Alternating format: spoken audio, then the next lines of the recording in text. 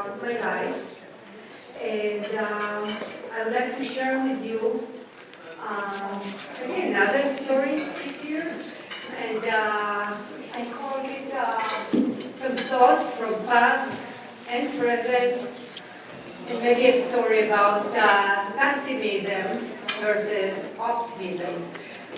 I believe that I'm a mix of both, and I would like to tell you about the origin of that. So I think the story starts with my German origin, which comes from my mother's side. My grandmother became grandmother when she was 43. Wow. She was very old by that time, at least in my opinion. She was always old because she was always worried. She was worried about everything you can imagine. And that was something that she carried with her. She used to come once a month with my grandfather. They would make a trip to the kibbutz from where they lived in the city. It took them about 2 hours drive. It was Saturdays. They would come, they would take the car in the morning, would make that long, long trip. That today maybe it's 1 hour, but back then it was about 2 hours, maybe 3 hours to come to the kibbutz. My mother would be already on alert, ready for the moment my grandmother would arrive. She knew something is going to happen. And sure enough, something always happened. Winter time, my grandmother always liked to come with a new sweater she knit. One time she came with a sweater she knit for me. Unfortunately, the sweater was from some kind of synthetic wool, which I couldn't stand. It was so itchy, like, how could you put it on? And anyway, no child really liked to wear a sweater. It's too small, it's too tight, it's not... So immediately I said, I don't like it. That was a disaster. My grandmother started to say, what am I going to do with that? What will happen? I don't know. I'm not going to do that anymore. No one would want this sweater, and how am I going to live with that? And that became a huge drama about the sweater. And then from the sweater, it became like, how you are going to feed her, and she's so skinny, and she's not going to survive the winter, and we'll know what will happen tomorrow and the day after tomorrow. Just the whole thing was a big crisis. And my grandmother ended by crying. My mother, I don't want you to come to the kibbutz anymore. And sure enough, after 3 hours, they left the kibbutz. So that's my grandmother, and I would thought that she's really old. Now she's going, next month, by the way, she's going to be 93. And I think that now she's younger than what she was back then. She's not worried that much. She's worried about me when I'm calling her. So she started to tell me, oh, we have to talk, we have to talk very shortly, because in her mind it's still like $10 a minute. And she thinks if I'm talking to her 5 minutes, I'm going to be broke. So she always said, oh, I'm so happy you called me, but I have to say goodbye to you now because I don't want you to be broke and I don't have enough money to give you. So she's still worried about me, but I think not as much. I'm fine now. Now, from my father's side, who was a Sephardic Jew, his family came from Egypt. He came from Egypt at the age of the age of 8. And he was completely the opposite. He was so optimistic that in his mind, nothing could happen. Everything is bright, everything is great, and we can do whatever we want. And that includes going to the stable, putting your 8-month-old daughter on the horse, and riding with her. So by the age of 5, I think I can't count anymore the amount of times I fell off the horse. We used to go to the stable. My father would prepare the horse, and we'd go to a walk to the field. Now, the walk was like that. I, the little one, that I think that the horse even didn't notice that I was there on the back of it, on the horse. My father just walking beside, not even touching the horse following my father. And we are walking, and everything is fine, and we're enjoying the fields, and the great weather, everything is good. Now, horse can recognize when it comes in a close proximity back to the stable. And that moment, that particular moment, the horse becomes itchy. And it really wants to run to the stable. So the horse starts to gallop. And I start to scream, "Dad, I can't hold it! Dad, I'm falling!" And he would say, "No, just pull! Just say, hold!" It doesn't work, believe me. A few minutes after, I'll be on the ground. I'm not sure how I'm not dead, but I was so many times on the ground, just luckily, nothing happened. The other adventure that we really liked to do together was going to visit the cattle. Now you have to understand, my mother wasn't there because she learned how to become a nurse. She was in nursing school. So at those afternoons when I left the chicken house, between 4 to 7, my father was in charge. So that was his responsibility until I was 5 to take me to all those big adventures. So we used to go to visit the bulls. Now there were a couple of, I think 5 or 6 bulls. The rest were cows, but the cows were nothing. That's not of interest. I had to learn the name of each bull. I walked among them. I knew Charolais was the white one, and I can't remember the name of the other. Charolais was just my favorite. There was one brown and white, and there was a red one. And I just used to walk, and I probably they haven't noticed me as well, because they really did bother about me. So that was my father. And I became a rebel. I was a stubborn girl, and I didn't like to be told what to do. So one day, afternoon, in between, right after lunchtime, all the kids in the children's house, there is a lunchtime, and right after that, around 12:30, there was a nap time. Nap time was the holy time. All the children of the kibbutz, from babies till 6th grade, because after 6th grade, we were just sent out to learn to study somewhere else, so no one cared what we're doing then.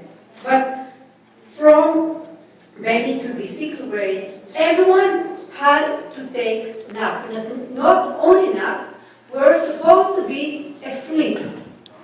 To make sure that we are asleep, we had a guard. The nanny used to take a nap as well. They sent a special guard to watch us. One day, I hear a whisper. I'm here to say hi. No, you can't. I just want to say hi. No, they're asleep. Just at 1 o'clock. You just put them to bed. No, she's asleep. Okay, I'll come another time. And he left. That was my father. Now, not a child like myself would let my father just leave like that. So, I just went out of the bed and ran after him, chasing him, screaming, "Dad! I'm here!" But Dad was a very good soldier for the kibbutz ideology. And if the guard said, "No," that's me, "no," he just took me back to the chain house and gave me to the guard. I didn't give up. I had my weapon.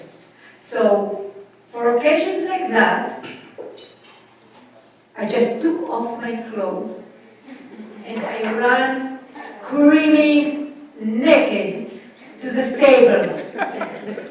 So, every time someone would upset me in the kibbutz, I would come naked and would run and hide with the horses. Are you going to do it tonight as well? Well, I might. You upset me.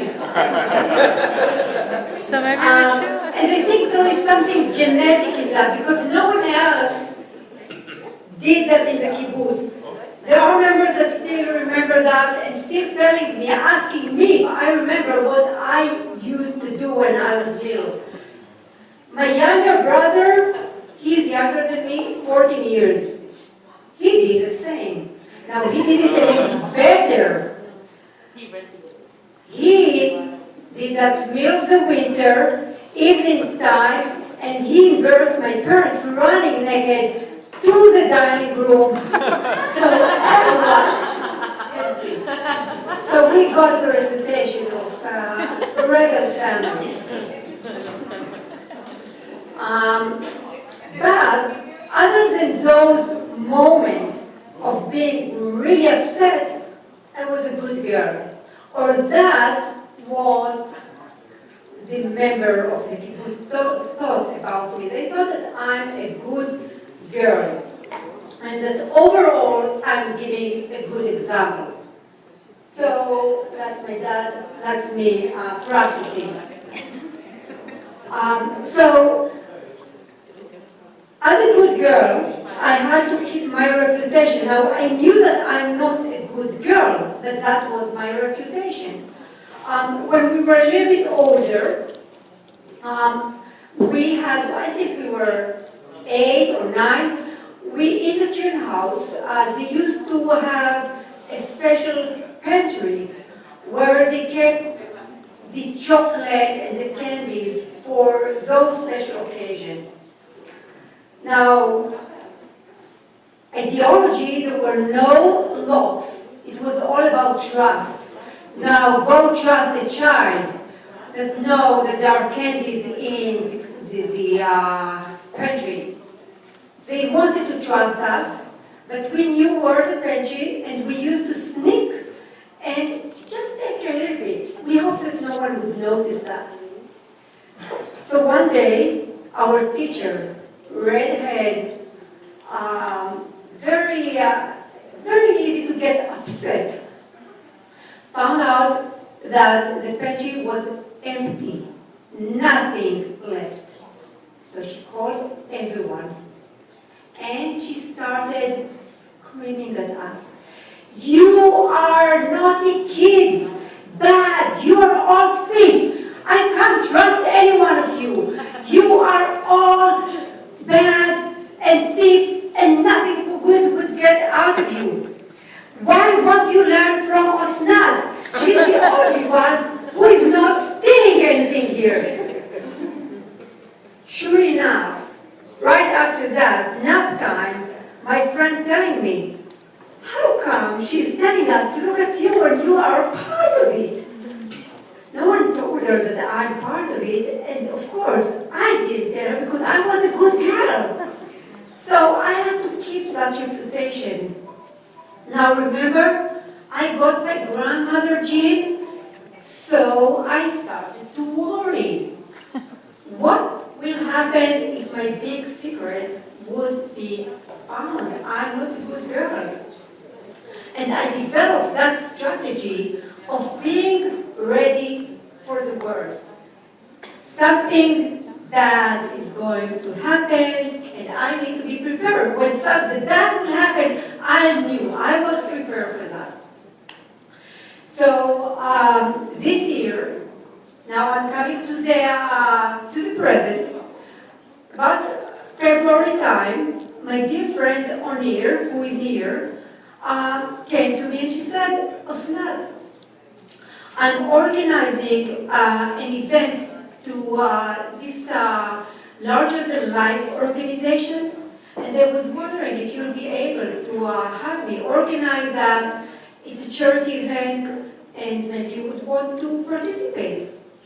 And of course I jumped in and said, yeah, sure, I would help you as much as I can, and I would like to participate.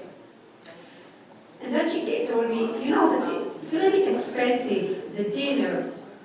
And she told me how much it is, and I said, you know, I'm not sure, I'll think about it. And right after, I went home, and I was in a panic attack. Oh, you are stupid.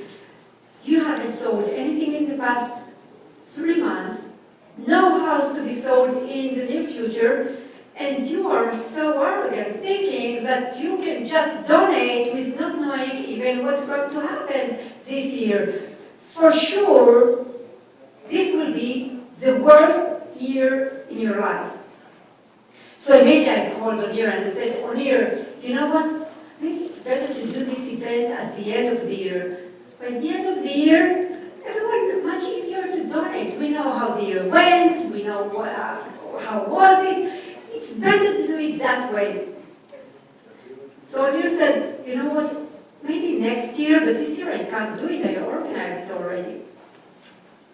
So I started to talk to myself and with God, because God do exist on a moment like that. And then I said, you know what, God, I don't care what you think about me. If you think that I'm arrogant, and if you think to punish me, I don't care. I believe this is really important. And I have lived from nothing in my life. I can really live from nothing. So even if I would sell 0 houses, I'm going to be fine. I know how to live from nothing. I grew up in the kibbutz. We had nothing over there. So I'll be fine, but those kids, they really need the support. So I called Onir and I told her, you know what? I'm with you all the way. And for some reason, God was there and He listened. And this year was my best year ever. You know, it was just, thanks to you, not thanks to you.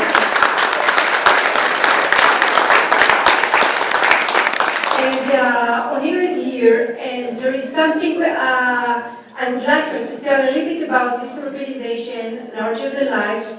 And Miriam Sika is coming to sing in a few days. And if you want to contribute a little bit, that would be great. So Onir, where are you?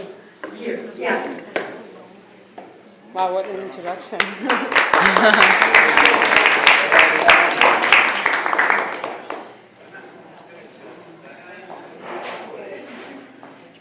Shalom לכולם. Osnat, she really, she's a wonderful friend. You know, when I was approached to help Larger Than Life, it's an organization that supports kids, Israeli kids, no matter what their denomination is, whether they're Israeli, whether they're Jewish, religious, non-religious, Arab, as long as they're Israeli. They help them in Israel with camps, with parent support groups, with summer camps, as well as holiday camps, and also in the hospitals. They have recreation rooms for them, for these children, and my family and I here this summer. We got to meet some of the kids and everything, and it's just a wonderful organization. The way we got to know them is some of those kids in very unfortunate situations cannot get the care they need to in Israel, only because there are a few machines that can do some of these things in the whole world. There are like 3 of them, Switzerland, Boston, and maybe some other place. So some of those kids do come here to Boston, and that's how I got to know him. And some of you may have heard about it in Tinokot whenever they, ask for help to support, to volunteer with some of those kids that come here. That's how we helped one of those kids who came here, just took them to a museum that I found about Larger Than Life that helps bring those kids to here, and they do the big trip to Florida, to Orlando. Anyway, they do a lot of great things. I told Osnat about this, and I didn't even know she had this big dilemma thing. I only found out about it afterwards. She was like, by the way, oh yeah, no problem. I will be there and I will help you and we'll make it happen. And it was honestly very expensive. I don't know where or how we came up with this idea, me and like a few other people, to have this fancy dinner, but we wanted to get the biggest bag we could to donate to Israel with that. So with all of that said, I'm inviting all of you. Since then, so we did this big dinner that was very fancy, but then we also had it's Mami Kleinstein, who came and met some people in my house. And so the next thing we're doing is with Miriam Masika, who's coming here not this Saturday, but the following Saturday, the 15th. She has donated her time and her, the fact that she's so famous and everything, to an after party. But the location will only be disclosed at the location, at the concert. So we're doing it a little different this time. And so basically I have some sheets somewhere here. If you're interested to just donate to Larger Than Life, which is a wonderful organization, that's great. If you, if you're at the Miriam Masika concert, just let me know, so I see your face there, and we'll make sure that you get to the after party that she's doing. That's it. It's a wonderful organization and a wonderful person. So, yeah.